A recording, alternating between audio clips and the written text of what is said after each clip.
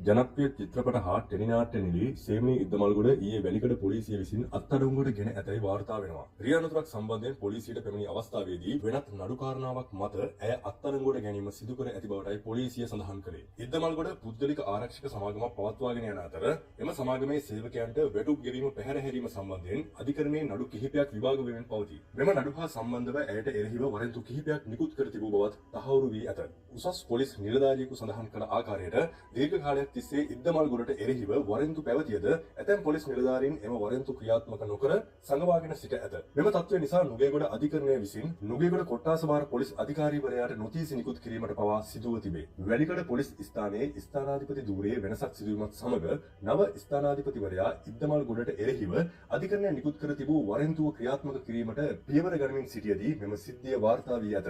ඊයේ දිනේ ඇය රියානතුරක් සම්බන්ධයෙන් පොලිසියට පැමිණි අවස්ථාවේදී පොලිසිය විසින් ඇය අත්අඩංගුවට ගෙන ඇත. අත්අඩංගුවට ගැනීමෙන් පසු ඇය අධිකරණය හමුවට ඉදිරිපත් කිරීමට නියමිත බව වාර්තා වේ. සේමිනී ඉද්දමල්ගොඩ මින් ඉහත 2021 දෙසැම්බර් මාස 16 වනදා කොළඹ මහේස්ත්‍රාත් අධිකරණයේ පෙනී සිටියේ බලපත්‍ර රහිතව ආරක්ෂක සේවා ස්ථානයක් පවත්වාගෙන යාමේ චෝදනාවටයි. ග්‍රෑන්ඩ් පාස් පොලිසිය මගින් පවරා තිබූ නඩුව මින් ඉහත කැඳවා තිබූ අවස්ථාවේ ඇය උසාවියේ පෙනී නොසිටි බැවින් සැකකාර සේමිනී ඉද්දමල්ගොඩට එරෙහිව වරෙන්තු නිකුත් වී තිබුණා. ඒ අනුව අධිකරණයේ හමුවේ පෙනී සිටි ඉද්දමල්ගොඩගේ වරෙන්තු ආපසු කැඳවීමට එවක අධිකරණය තීරණය කළ අතර බලපත්‍ර රහිතව ආරක්ෂක සේවා ස්ථානයක් පවත්වාගෙන යාම වරදක් බව ඇය පිළිගෙන තිබුණා. වරද පිළිගත් සේමිනී ඉද්දමල්ගොඩ රුපියල් 15000ක දඩයක් ගෙවා එයින් නිදහස් වුණා.